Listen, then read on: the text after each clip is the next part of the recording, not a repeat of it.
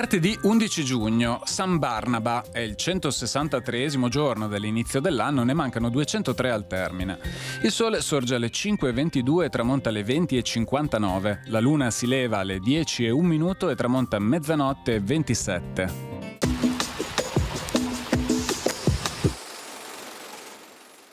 Durante la guerra contro Sigismondo, re d'Ungheria, le truppe di questi, sopra alcune zattere di notte, giungono fino a San Nicolò di Lido, sorprendono le guardie e iniziano le solite devastazioni. In città tutte le campagne suonano a stormo, accorre la popolazione e gli ungheri si ritirano.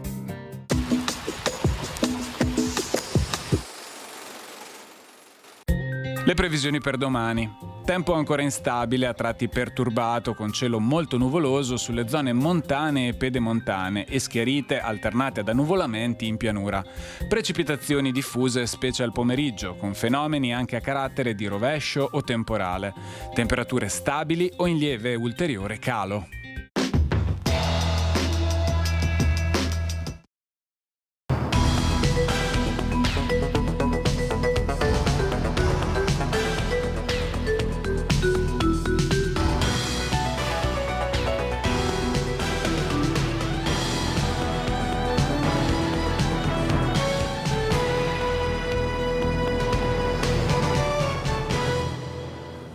Bentornati nella nostra maratona elettorale, siamo in fascia TG e ci vestiamo delle vesti del TG Bassano per raccontare quello che sta succedendo in questo momento con questa tornata elettorale che, se in provincia di Vicenza, soprattutto nel Bassanese, nella Pedemontana Trevigiana e nell'altopiano dei 7 comuni ha dato tutti i verdetti o quasi tutti i verdetti, lascia aperta la porta proprio a Bassano, quindi con una situazione al photo finish di cui vi parleremo tra poco, ma prima vi raccontiamo che abbiamo in studio, abbiamo Germano Racchella, confermato sindaco di Cartigliano, che salutiamo. Buonasera, buonasera a tutti. E abbiamo Enrico Costa, confermato sindaco di Colceresa, e quindi grazie per essere venuto qui. Con loro parleremo fra poco di tutto quanto, di questa tornata elettorale, dei risultati con percentuali altissimi che hanno avuto, ma andiamo alla sede elettorale di Roberto Campagnolo, dove c'è Monica Smiderle che continua a stare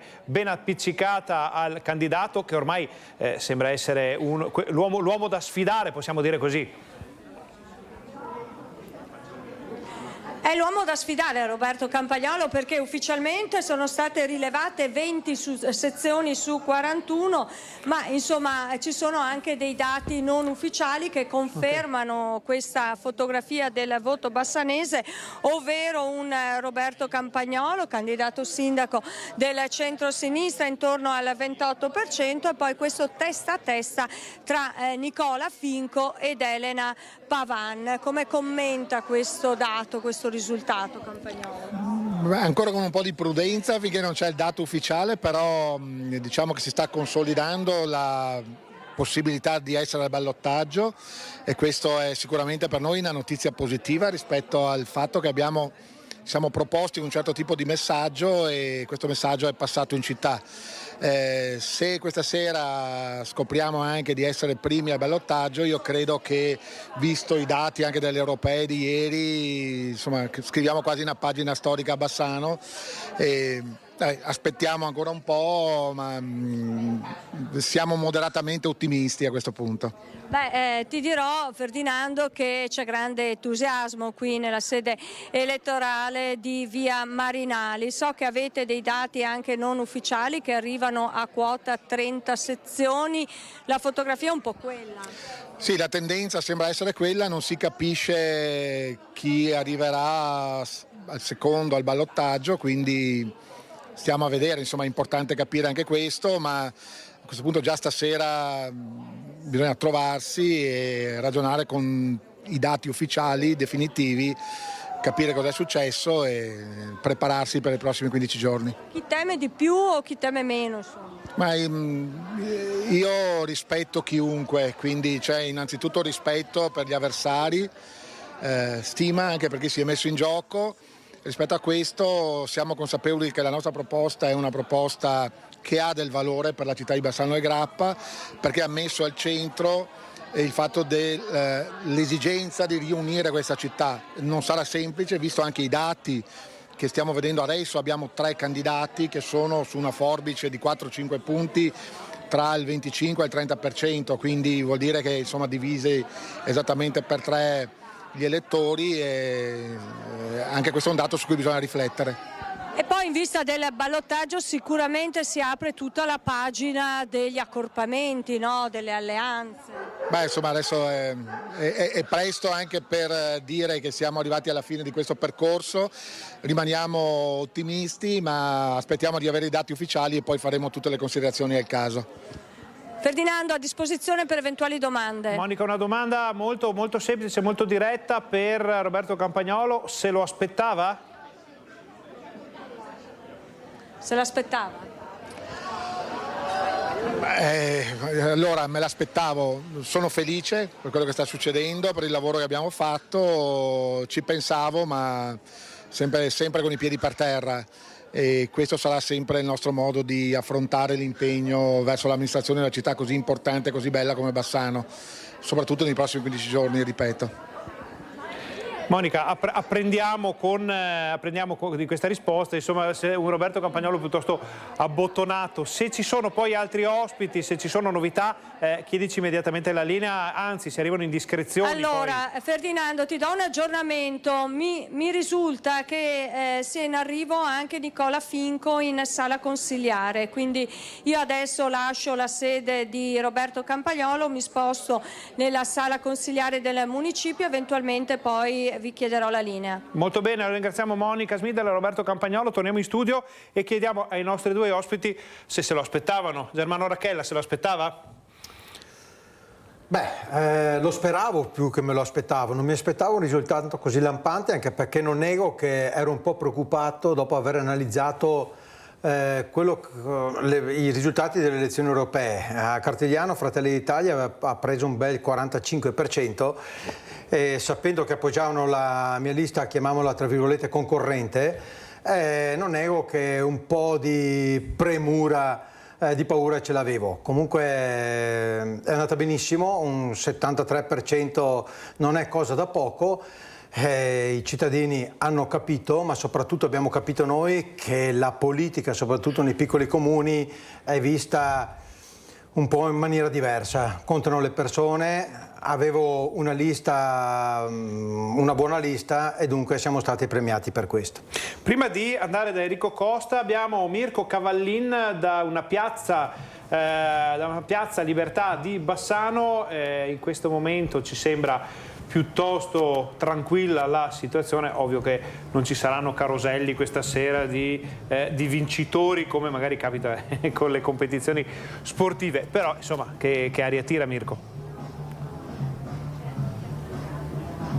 Allora, qui l'aria è molto tranquilla, abbiamo appena intercettato Nicola Finco che poi ci aspetta più tardi in sala consigliare. Qui vedo anche molti turisti, quindi la situazione è per il momento di attesa per quanto riguarda la città. Se tu ritieni, Ferdinando, io ti ricapitolo il giro dei comuni di oggi pomeriggio dei dintorni.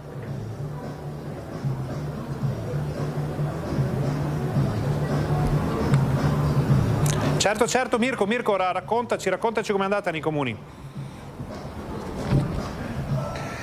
Allora, eccoci qua, scusate.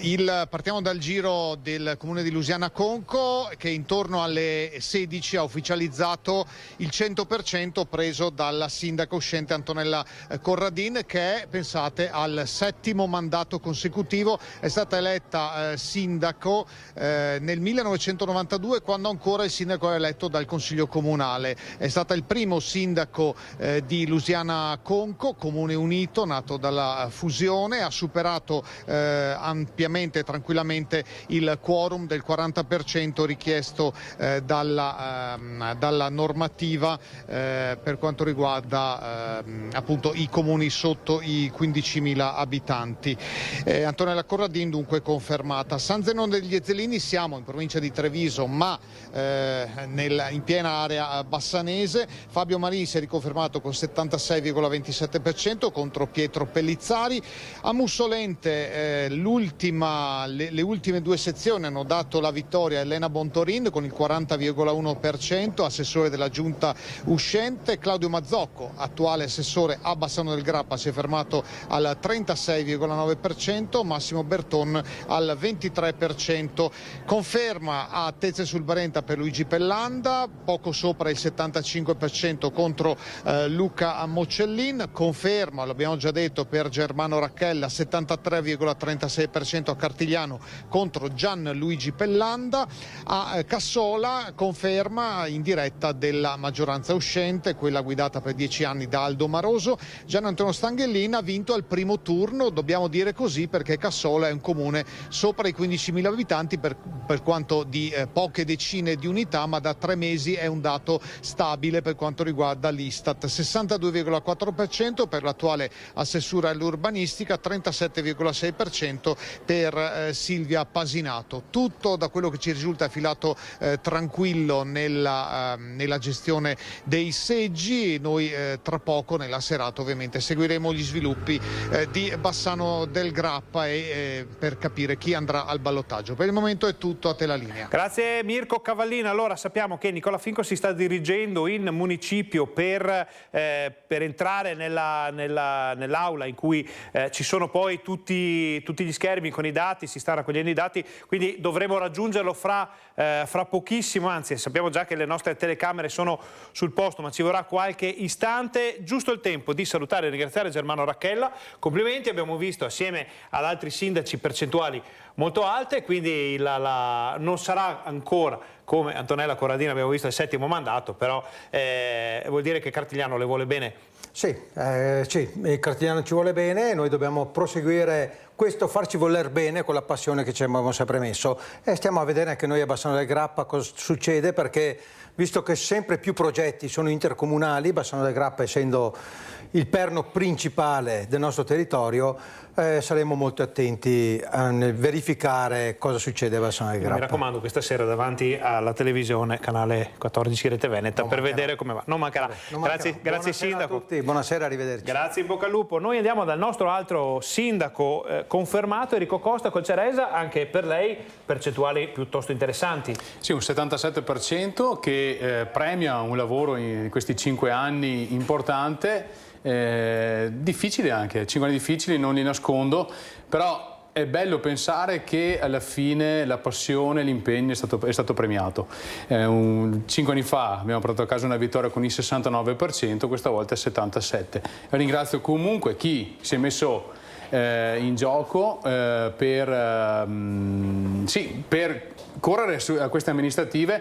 Si fa sempre più fatica a trovare persone che si candidano nei comuni, e io proprio prima ho ricevuto la chiamata dal candidato sindaco Sonia Fogliato, come ha detto prima Germano, con quella lista concorrente. Ci siamo fatti le congratulazioni a vicenda, perché anche semplicemente correre in questa tornata elettorale non era assolutamente semplice, ed è in gioco la libertà e la democrazia, la possibilità da parte dei cittadini di scegliere. Benissimo, andiamo da Monica Smidele che è con Nicola Finco, quindi vediamo l'altro dei 3 candidati che si stanno giocando tutto ormai al photo finish letteralmente. Monica. Eccoci nuovamente in diretta, questa volta dalla sala consigliare del municipio di Bassano. Con me c'è Nicola Finco. Sono state scrutinate 24 sezioni su 41, la situazione insomma pare delineata per quanto riguarda Roberto Campagnolo. C'è stato per tutto il pomeriggio questo testa a testa tra Nicola Finco ed Elena Pavana, ma insomma adesso la situazione pare delineata e per Nicola Finco potrebbe effettivamente avvicinarsi il ballottaggio. Sì, sono ancora dati ufficiosi, quindi prima di qualsiasi dichiarazione aspettiamo l'ufficialità, però diciamo che dai ritorni che abbiamo dai vari seggi dovrei essere io lo sfidante di Roberto Campagnolo, quindi ci saranno altri 15 giorni di battaglia sul campo, però ovviamente adesso continueremo a parlare ai tanti cittadini di Bassano, soprattutto portando avanti quello che è la nostra idea, la nostra visione di questa città. Penso che per lei sia stato un pomeriggio difficile. Sì, ma difficile non voglio dire difficile, però è stato un pomeriggio, insomma, ovviamente era di tensione perché era una rincorsa, no, all'ultimo voto. Adesso sembra che la forbice si stia allargando, quindi insomma vedremo qui nella prossima ora se si delineerà ovviamente un quadro più chiaro in termini di voti e anche di preferenze. Si aspettava questo risultato in termini di preferenze, anche come percentuale? Ma non avevo fatto calcoli, però sicuramente io e la mia squadra abbiamo lavorato moltissimo in queste settimane nei 22 quartieri, perché al di là poi delle percentuali dei partiti noi puntavamo proprio nel dare un messaggio di novità, di rilancio della città di Bassano del Grappa. Sembra insomma dai numeri ufficiosi che abbiamo che questo messaggio sia passato e ovviamente insomma speriamo fra 15 giorni di portare a casa il risultato, però ovviamente prima attendiamo il risultato ufficiale. Un centrodestra che a Bassano si è presentato disgregato, disunito, adesso in vista del ballottaggio che cosa potrebbe succedere? Ma prima di tutto aspettiamo i dati definitivi, dopodiché faremo le opportune valutazioni all'interno della squadra e ovviamente faremo le doverose scelte insomma nelle prossime ore. Ferdinando, siamo a disposizione per eventuali domande. Monica, mi hai un po' anticipato, ma la domanda riguarda un po' quella Pax bassanese di cui abbiamo parlato molto oggi qui in studio. Tutti gli esponenti delle due coalizioni che andranno probabilmente, ma visti i dati insomma certamente a combattere con Roberto Campagnolo, hanno detto è assurdo pensare che il centrodestra vada diviso, serve fare una Pax bassanese. Perfino Stefani, il segretario regionale della Lega, ci ha girato un po' attorno, però insomma tutti tengono le porte assolutamente aperte, quindi possiamo parlare effettivamente della Pax bassanese a questo punto. Secondo lei, Nicola Finco, in vista appunto del ballottaggio, abbiamo sentito oggi anche nel corso delle nostre dirette Stefani, segretario regionale della Lega, insomma porte aperte, è possibile stringere un accordo e ricompattare il centrodestra? Ma noi non escludiamo assolutamente nulla. Prima di tutto ovviamente dobbiamo fare gli accordi sulla base dei programmi e delle persone, quindi questo deve essere uno dei punti saldi. Ci sono anche altre forze presenti in città, quindi noi parleremo con tutti. È ovvio che mentre fino ad ora abbiamo lavorato ovviamente ognuno per portare avanti il proprio nome e ovviamente i simboli di partito, fra 15 giorni la scelta sarà sulla persona, non più sui partiti ma sulla persona, quindi noi lavoreremo molto su questa progettualità che abbiamo e ovviamente chi condividerà con noi il percorso amministrativo per i prossimi 5 anni e ovviamente dopo faremo le opportune scelte. Ferdinando. Monica, noi vi ringraziamo per questa informazione. Ovviamente dovesse arrivare l'indiscrezione, il dato, la zampata, chiamiamola così, domandateci la linea, le daremo in diretta qui nel corso di questa maratona che ormai sta andando avanti da questa mattina. Ringraziamo anche Nicola Finco, in bocca al lupo come diciamo a tutti. Allora, torniamo in studio, ci stiamo per collegare anche con l'Alta Padovana perché continuano ad arrivare le conferme dei sindaci. Enrico Costa, un'amicizia anche personale con Nicola Finco, come si sente lei a risultato acquisito a vedere un collega, un amico che deve tribolare, passateci il termine, a quest'ora? Beh, allora sicuramente spero per lui abbia davanti altre 2 settimane di campagna elettorale a questo punto. Nicola ovviamente è un amico, ci conosciamo da tanti anni, abbiamo condiviso anche delle gioie insieme ed è un piacere vederlo che insomma sta raccogliendo i risultati che merita. Ovviamente Bassano era una sfida tutta da vedere ovviamente fino all'ultimo e sarà ancora da vedere fino all'ultimo, però forse tanti hanno sottovalutato le capacità di Nicola di essere un buon politico, essere un buon amministratore e adesso insomma vedremo i prossimi dati cosa diranno. Sicuramente sarà una sfida, sicuramente è l'ultimo voto. Sì. Fra poco andiamo a vederli, ma prima andiamo a Tombolo, Alta Padovana, ancora un altro sindaco eletto, Chiara Gaiani. Sì, con Andrea Benetti ci siamo spostati a Tombolo. Le congratulazioni a Luca Frasson, vice sindaco del sindaco Andretta, una elezione la sua in continuità amministrativa ma nel rinnovamento sia della squadra sia anche delle idee sia dei progetti, una grande soddisfazione anche perché Tombolo era tra i pochi comuni in cui i candidati erano 3. Eravamo in 3 candidati, è una grande soddisfazione, tra l'altro 2 dalla frazione di Onara e una candidata da Tombolo, un progetto che parte da 10 anni fa e per 10 anni ho fatto il vice sindaco. Io 10 anni fa ero un ragazzo e ho messo a disposizione della comunità le mie competenze.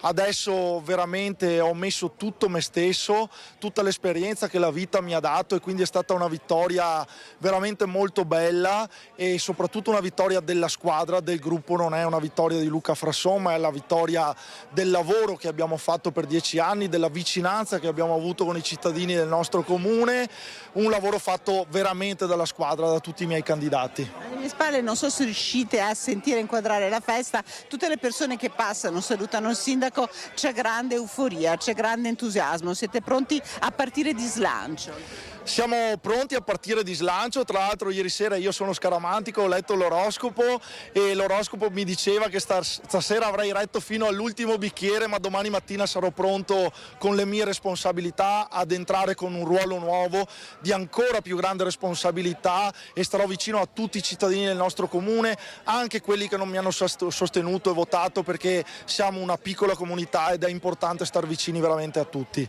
Ecco, lei è di Onara, c'è questa storica, diciamo, rivalità tra Tombolo e Onara. È importante anche questa alternanza. Il sindaco Andretta era di Tombolo, lei di Onara, c'è anche questo, insomma, da mettere nei piccoli comuni, gioca anche questo.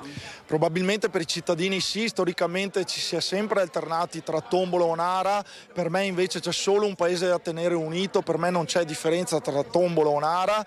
Io sono un cittadino del mio paese e sono amico veramente di tante persone da Onara e di tante persone da Tombolo, per cui abbraccerò le braccia e verso tutte le persone che vorranno avanzare delle istanze in amministrazione comunale, verso le persone che hanno dei sogni, che hanno dei desideri, che hanno delle necessità. Noi ci saremo sempre. L'alternanza ci sta, ma non è una cosa fondamentale. Siamo persone che rappresentano l'intero comune. Ecco, visto che lei ha detto domani mattina sarà al lavoro, su che cosa si metterà subito al lavoro, sindaco? Allora, io ho le idee veramente ben chiare. Abbiamo fatto un programma elettorale molto vasto, a partire dalle opere pubbliche. Ce ne sono già parecchie sulle quali abbiamo fatto dei progetti preliminari che prenderanno il via, come le piste ciclabili di Tombolo Onara, una a Tombolo e una a Onara, la nuova piazza di Onara e dei restauri degli edifici. Faremo delle nuove azioni a livello urbanistico, staremo vicini con il sociale alle persone, un problema, quello del sociale, che è sempre più presente nel nostro territorio, soprattutto nelle fasce giovani di età, per cui le idee veramente ce le abbiamo ben chiare, ma il primo passo sarà di sicuro quello di definire la nuova giunta, una giunta di competenze, una giunta che ho voluto fin dal primo momento con persone che fanno dei lavori specifici e che possono entrare nelle materie fondamentali dell'amministrazione comunale. Ecco, Ferdinando, non so se ci sono domande da studio. Abbiamo una domanda, ma veloce, perché immaginiamo che sia il momento della festa. L'Alta Padovana rischia di essere figlia di troppi genitori e di essere un po' abbandonata, lontana da Padova, lontana o forse troppo vicina alla Pedemontana, una fascia che non abbia identità, ma rischia di essere fuori dai giochi. Come si può ovviare a questa situazione? Ecco, da studio chiede Ferdinando Garavello se l'Alta Padovana si sente lontana da Padova, lontana dalla Pedemontana, se è un'area che rischia di essere fuori da alcuni circuiti decisionali, da alcuni giochi. Ma io non credo. Quando parlo del nostro territorio io non parlo mai del comune di Tombolo, ma intendo veramente il territorio come quello dell'Alta Padovana. Si sa benissimo che qui il centro di attrazione principale è quello di Cittadella, è cittadellese. Noi ci identifichiamo come Alta Padovana cittadellese. Abbiamo molta sinergia e molta confidenza tra amministratori, portiamo avanti assieme tanti progetti. Per esempio il comune di Tombolo da molti anni fa parte del Patti dell'Alta Padovana, quindi noi quando parliamo di pianificazione territoriale lo facciamo seduti, 5 sindaci assieme, 5 comuni assieme, quindi non è un territorio emarginato, anzi è un territorio che ha la sua storia, che ha i suoi valori e che ha un ruolo fondamentale in tutta quella che è la provincia di Padova, e vorrei dire anche di Vicenza, perché appunto ci troviamo in mezzo e facciamo un po' da collante tra le due realtà. Anche perché è una realtà economicamente vivacissima la vostra, cioè il PIL prodotto qui è importante. È molto importante, abbiamo aziende di altissimo livello, tra l'altro aziende che in questi 10 anni, grazie anche alle azioni amministrative, si sono potute sviluppare, insediare ampliare, aziende storiche, aziende che fanno molti fatturati, che arricchiscono il paese, che danno lavoro alle persone, che attraggono anche attori da fuori del nostro paese. Quindi Tombolo è un paese che economicamente fa da punto di riferimento. Ecco Ferdinando, hai sentito la risposta del sindaco Frasson. Grazie Chiara di queste informazioni, in bocca al lupo al sindaco, complimenti, e noi continuiamo a cercare i nostri sindaci, i nostri candidati per raccontare che cosa sta succedendo in questa tornata elettorale. Allora, rivediamo, prima di tornare dal sindaco di Colciarese Enrico Costa, diamo un'occhiata al grafico aggiornato a poco fa. Cominciano a essere davvero sostanziali i numeri che ci arrivano dal sito di Bassano del Grappa. Allora, vediamo Roberto Campagnolo, come si diceva poco fa, continua a essere l'uomo da battere, ormai al 27,90, ed è un risultato praticamente acquisito, perché è molto oltre gli altri. È difficile che venga colmato uno scalino di 400-500 voti, quindi anche se il candidato durante le nostre interviste è rimasto un po' abbottonato e scaramanzia impone che si faccia così, insomma la situazione dovrebbe essere questa. Al momento se la giocano decisamente Nicola Finco ed Elena Pavan. Vediamo 2745 voti su 20, anzi una trentina di seggi ormai scrutinati, e 2616 per Elena Pavan, che corrispondono al 24,29% per Finco, 23,15% per Elena Pavan. In questo momento andrebbe Nicola Finco al ballottaggio. Voci di corridoio ci dicono che questa sia la tendenza e che dato la tipologia e la geografia dei quartieri che si stanno aspettando non dovrebbe cambiare molto, ma come ha detto Finco al microfono di Monica Smiderle, bisogna aspettare il risultato finale. Certo è che se Nicola Finco ha lasciato la sua abitazione dove aspettava l'esito del voto per recarsi in municipio a seguire la fase finale dello spoglio, vuol dire che qualcosa si è mosso. Poi torniamo a vedere, con la regia di Fabio Verin, torniamo a vedere gli altri candidati, perché sono decisamente staccati. Gianni Zen con È il momento, 1616 voti, e ferma il 14,3%, e possiamo dirlo senza timore di essere smentiti, Roberto Marin forse ci si aspettava qualcosa di più da un candidato così autorevole, così stimato a Bassano, ex vice sindaco della prima parte dell'era Pavan. Se n'è andato sbattendo la porta per diversità di vedute piuttosto profonde con la sindaca. Sembrava avere convinto i bassanesi, di lui si diceva che sarebbe andato ben oltre il 10%, invece è fisso al 10%. Qualcuno si rammarica perché lo si voleva all'interno di una delle due coalizioni di centrodestra. Sappiamo che ci hanno provato un po' tutti, anche Nicola Finco ci ha provato fino all'ultimo momento, portando anche Marin. Sarebbe arrivato probabilmente davanti a Roberto Campagnolo, non avrebbe vinto il primo turno, però con un 10-12% di Marin all'interno della coalizione i giochi sarebbero già finiti. C'è da dire che Marin aveva da sempre espresso un paletto, ovvero va bene partecipare a una coalizione, ma solo in caso di espressione della sua figura come sindaco. Quindi o faccio il sindaco, il candidato sindaco io, oppure non partecipo. Questo è quello che ci raccontano dalle varie coalizioni che hanno cercato di avvicinarlo, e quindi comunque potrebbe rappresentare un po' l'ago della bilancia in un secondo turno. Enrico Costa, lei, le dimensioni del comune e ovviamente si finisce al primo turno. Come vede questo ballottaggio? Allora, è interessante capire sicuramente poi come andranno i dialoghi poi tra le varie forze che rimarranno fuori da questa partita. Ma più di questo ragionamento bisognerà capire l'elettorato come cosa deciderà di fare, perché poi sì, ci possono essere gli apparentamenti, gli accordi e quant'altro, ma l'elettore poi in cammino elettorale decide in autonomia, e di solito la polarizzazione arriva proprio sulle due persone candidate, quindi a quel punto prevarrà uno dei due di solito prevale il candidato, la persona più apprezzata dell'elettorato. Quindi poi il ballottaggio è sempre una sfida un po' come i rigori nella partita di calcio, può finire in qualsiasi maniera. E la sua invece non è stata una partita di calcio, è stata un altro sport, diciamo, visti i risultati. Però prima di tornare a vedere, perché ci arrivano dati molto interessanti su Bassano, li vedremo fra qualche istante, un paese come il suo, relativamente piccolo, che fa parte di un circondario, come guarda a Bassano? Allora, per noi Bassano rimane il punto di riferimento.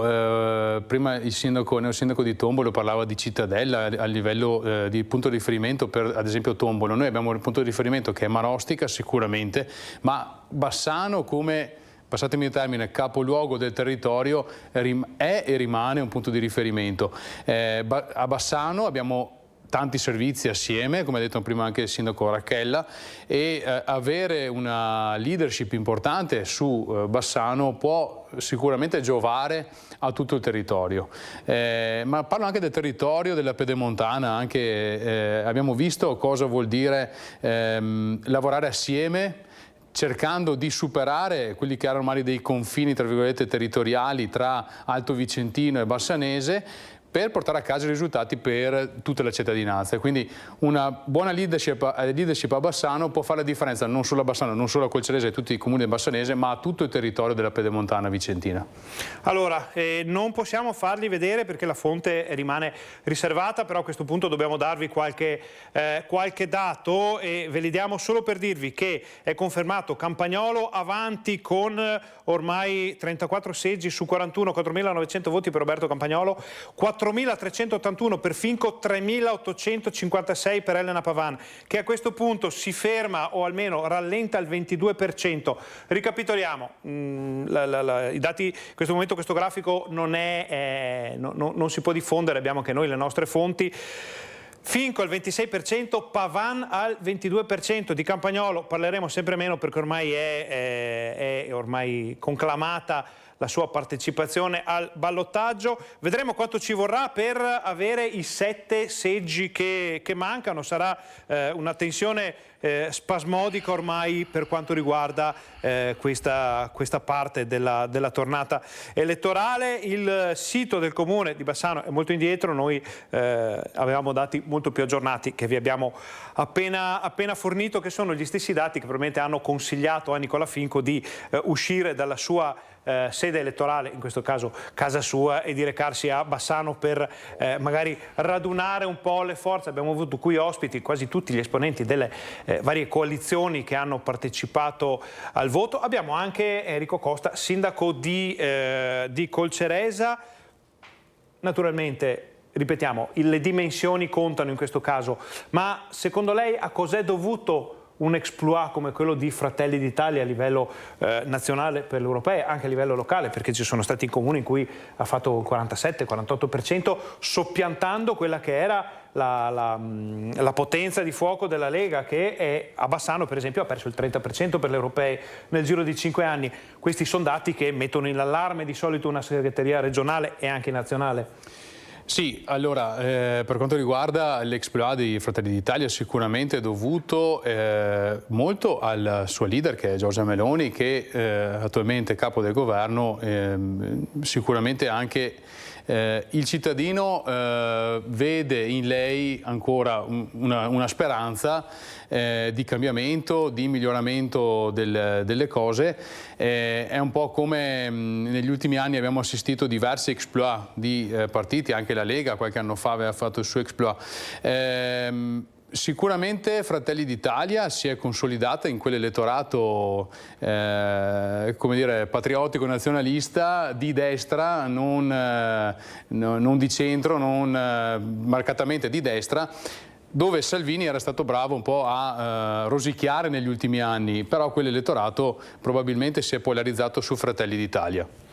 Che cosa deve fare adesso la Lega per risollevarsi da questo pantano parecchio complicato. Non vi nascondo che magari la mia posizione in questo periodo sicuramente da militante io mi sono concentrato sul mio comune, l'ho sempre fatto, io sono prima di tutto sindaco, rappresento tutti, non rappresento un'area politica, però insomma sono ancora militante Lega.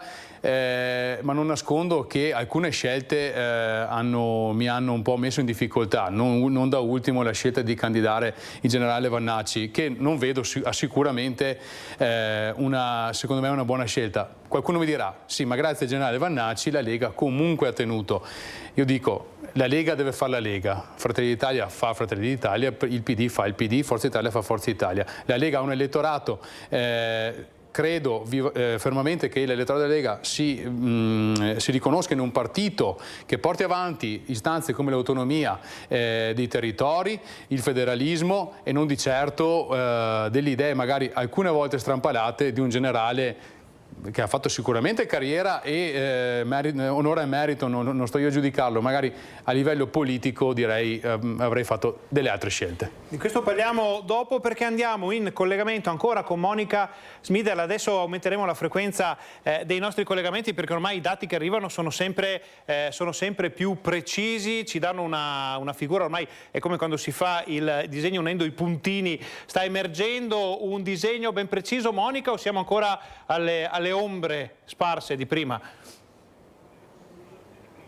C'è ancora tanta prudenza, Ferdinando, però insomma la situazione sembra ormai delineata mano a mano che arrivano i risultati delle varie sezioni. Siamo ormai intorno alle 27 sezioni su 41 e il quadro sembra delineato, ovvero Roberto Campagnolo al ballottaggio assieme probabilmente, con ogni probabilità, a Nicola Finco. Con me c'è Giambattista Sandonà, capolista della lista della DC a sostegno del candidato sindaco Nicola Finco. Allora un suo commento sull'andamento dello scrutinio. Buonasera a tutti, anzitutto io arrivo dai seggi, ho fatto anche rappresentante di lista, quindi ho avuto una visione, come dire, parziale e chiusa e sono venuto qui proprio per ricevere la visione d'insieme.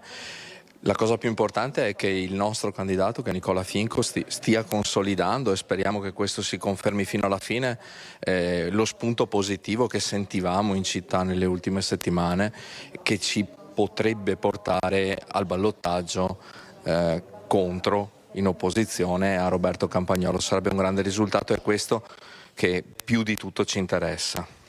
A parte il risultato del ballottaggio, nello specifico il risultato che sta facendo la sua lista, la DC? Guardi, è basso. Intorno all'1,5 lo sì, diciamo. Per ora sì, dopo vediamo come si assesterà alla fine, è abbastanza basso, in un contesto, va detto per verità, in cui da un lato tutte le liste tendono a essere schiacciate, la buona parte delle liste tende a essere schiacciata verso il basso, e come sono bassi anche i numeri delle preferenze, o bassissimi addirittura, in un contesto in cui ugualmente le preferenze sono molto molto scarne, diciamo così. Devo dire che nell'esperimento pratico dei seggi ho visto tanti voti annullati perché la scheda era mal compilata o perché c'erano, e non parlo solo della mia lista, anche di altre, c'è stata tanta fatica, ecco, ho notato molta fatica, schede annullate, per cui stiamo a vedere, aspettiamo, cerchiamo, come ho sempre detto in questi mesi, è il sindaco che ti porta al ballottaggio. Noi speriamo di fare un qualche cosa di meglio, però insomma intanto siamo qui. Ecco. Perché tante schede nulle? Lei diceva una difficoltà generalizzata, sono mancate le istruzioni di voto, cosa non ha funzionato? Non saprei dare una risposta oggettivamente certa su questo. Posso immaginare, l'altro giorno ero a seggio e mi colpiva perché vedevo finanzieri o forza dell'ordine molto giovane e poi tante persone di una certa età che dovevano essere aiutate, agevolate ad arrivare al seggio. Può essere che ci sia stata una cattiva informazione, può essere che ci sia stata una cattiva comprensione. Ho visto anche schede delle europee votate come schede delle comunali e viceversa. Ho l'impressione che bisognerà ritirare i fili di questa democrazia e ricostruirla tutti insieme, indipendentemente da chi vincerà. Io naturalmente spero che a prevalere per il secondo turno sia Nicola con un altro candidato concorrente e poi che potremo vincere. Ecco. Che scenari vede appunto in vista del ballottaggio? Un centrodestra che si ricompatta? Cosa succederà secondo lei? Guardi, intanto, e non per scaramanzia ma per doverosa prudenza politica, io aspetterei la fine del carico di tutte le sezioni, non canterei vittoria, sarei molto prudente. Almeno nella visione delocalizzata dal seggio io ho visto un testa a testa, anzi prima un Elena Pavan che era prevalente, poi che è stata superata, il trend adesso pare assestarsi, però non cantiamo vittoria prima della fine di queste operazioni, stiamo tranquilli e poi ragioneremo con calma. Insomma, prevale la prudenza anche in casa DC e in casa Nicola Finco. Ferdinando, siamo a tua disposizione per le domande. Noi andiamo in pubblicità, quindi ti lasciamo alla ricerca anche di altri ospiti, altri esponenti. Tra l'altro ci chiediamo se si sia visto magari, non so, la sindaca Pavan, la sindaca uscente Elena Pavan, o se qualcuno abbia visto Marin. Ci siamo informati anche su Gianni Zen, di cui abbiamo avuto esponenti di Il Momento qui in studio, ma al momento né Roberto Marin né Elena Pavan sono nei nostri radar. Tu hai notizie? Allora, Roberto Marino, ho provato tante volte a chiamarlo al telefono, non ha mai risposto. Sono arrivati dei rappresentanti della sua lista, ma non hanno parlato, appunto perché l'accordo tra di loro era quello che avrebbe parlato eventualmente Roberto Marin.